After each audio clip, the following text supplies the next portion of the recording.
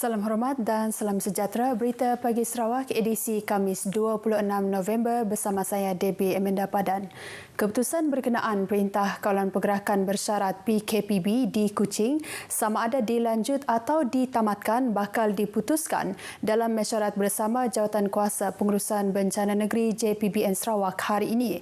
Timbalan Ketua Menteri dan juga Pemangku Pengerusi JPBN Sarawak, Tan Sri Dato' Amar Dr. James Jemut Masing memberitahu satu mesyuarat akan diadakan hari ini bagi membincangkan keputusan mengenai PKPB di Kuching yang akan tamat pada esok. Tan Sri Dato' Amar Dr. James Jemut Masing berkata beberapa kriteria dan isu akan dibincangkan dan dipertimbang dalam mesyuarat tersebut sebelum sebarang keputusan dibuat. Dan sekarang pun tak ada. Sekarang kita ada dua, tapi itu imported cases. Kalau imported cases kita dalam in our count nah, bukan kita di sini. So in fact we have been kosong for 4 days sudah. Jelasnya daerah Kuching telah bertukar status daripada merah kepada jingga semalam berikutan bilangan kes positif COVID-19 telah berkurangan sejak Ahad lepas. Beliau berkata demikian ketika ditemui RTM selepas rakaman program YFM di RTM Kuching. Perkembangan berkaitan dua kes positif COVID-19 yang dikesan semalam adalah di Sibu, Sarawak. Ini menjadikan jumlah keseluruhan kes positif COVID-19 di Sarawak meningkat kepada 1,058 kes. Kes 1,057 dan 1,058 merupakan dua lelaki warga negara tempatan yang balik dari Romania melalui Qatar pada 8 November lepas dan sampai di Kuala Lumpur pada 9 November.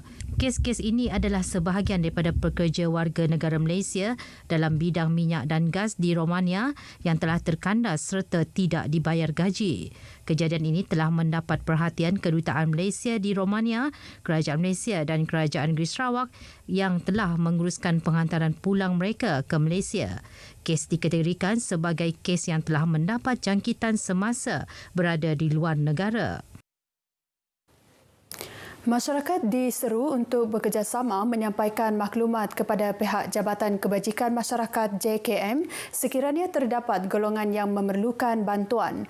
Menteri Kebajikan Kesejahteraan Komuniti, Wanita dan Pembangunan Kanak-kanak Dato' Sri Fatimah Abdullah memberitahu ini bagi memastikan golongan yang memerlukan dapat menikmati kemudahan dan bantuan yang disediakan kerajaan.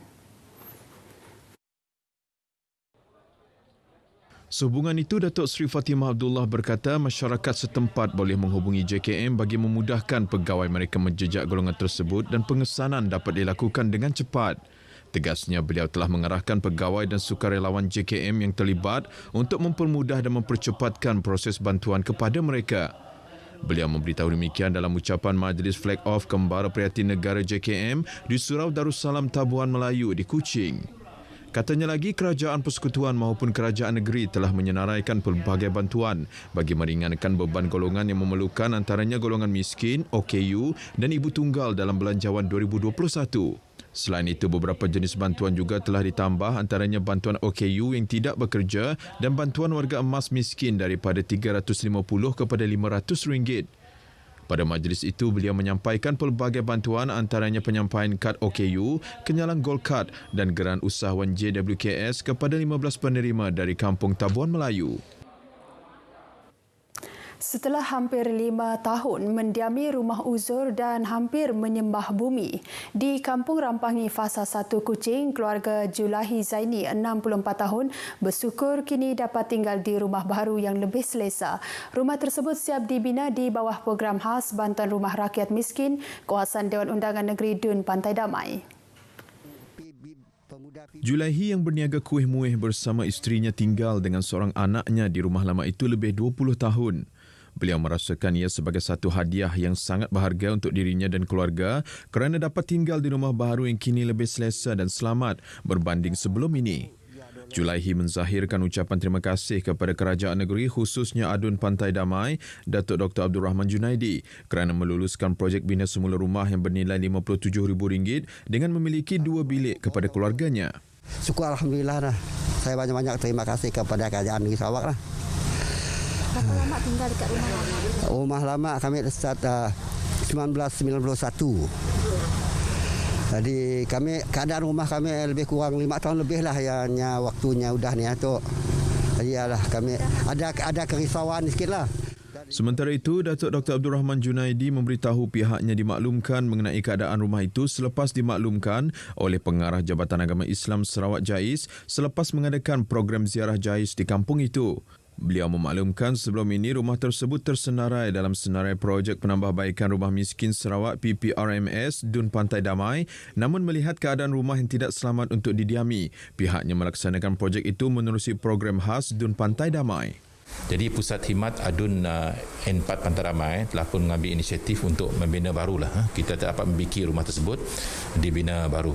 Jadi kita telah pun melantik seorang kontraktor tempatan untuk membina rumah ini dan telah pun siap dalam tempoh sebulan setengah dengan kos sebanyak RM57,000.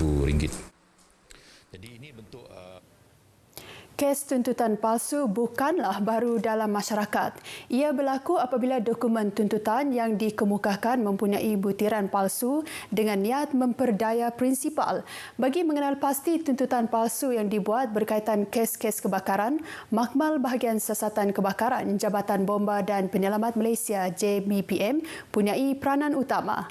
Wartawan Monika Geri melihat keupayaan peranan Makmal berkenaan di bawah JBPM Negeri Sarawak khusus untuk membuktikan kes kebakaran berunsur jenayah yang dijadikan alasan untuk membuat tuntutan palsu.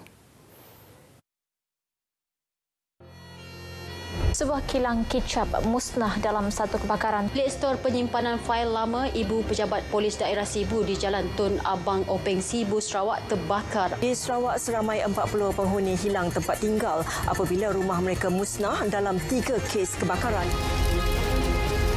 Bagi mengelakkan pihak berkaitan seperti syarikat insurans menjadi mangsa penipuan tuntutan pembayaran terutama melibatkan kes-kes kebakaran, 9 makmal penyiasatan kebakaran ditubuhkan bermula 2004. Daripada jumlah itu, sebuah makmal ditempatkan di Ibu Pejabat JBPM Sarawak, Tabuan Jaya, Kuching. Makmal ini memainkan peranan penting dalam memberi khidmat sokongan saintifik kepada JBPM dalam menentukan analisa bahan bukti kebakaran dan mengenal pasti punca kebakaran. Ia bagi mengesahkan sama ada kebakaran berlaku secara sengaja atau tidak.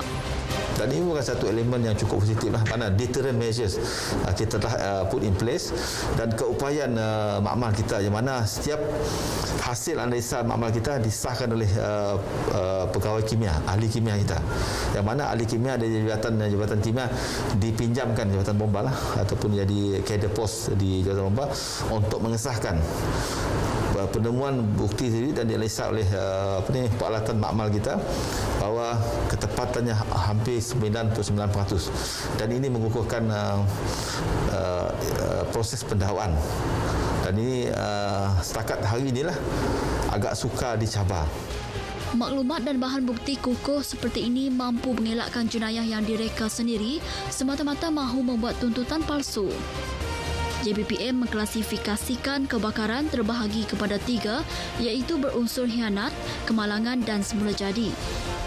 Kes-kes berunsur jenayah akan dikemukakan kepada pihak polis Diraja Malaysia PDRM untuk dibicarakan di mahkamah dengan pihak bomba sebagai saksi. Kebakaran kecil biasanya di bawah 10%, ia akan disiasat oleh balai, di peringkat balai. Manakala untuk kebakaran sederhana ini, sama ada antara besar dan juga sederhana, dia disiasat di peringkat zon. Sebab kita mempunyai 7 pejabat zon dan setiap zon ini mempunyai FIO kita mempunyai wakil. Manakala jika peringkat besar ini, peringkat besar ini dia disiasat oleh ibu pejabat.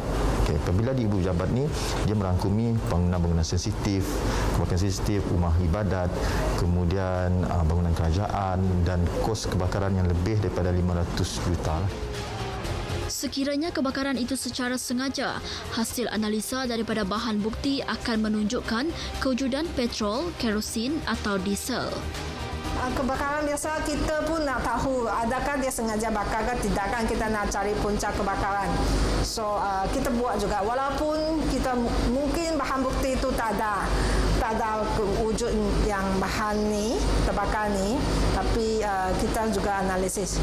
Sebab keputusan makmal itu menolong pegawai penyiasat membuat kesimpulan sama ada kes itu ialah sengaja bakar ataupun secara kemalangan.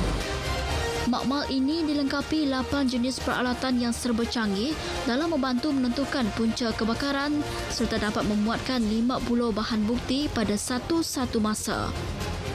Makmal Penyiasatan Kebakaran di Jabatan Bomba dan Penyelamat Negeri Sarawak ini komited untuk menjalankan penyiasatan kebakaran secara profesional dan kompeten dalam mengenal pasti punca kebakaran serta mengemukakan syur-syur langkah pencegahan kebakaran dan menambah baik operasi pemadaman pihak Bomba dan Penyelamat Negeri Sarawak. Monica Gary, RTM.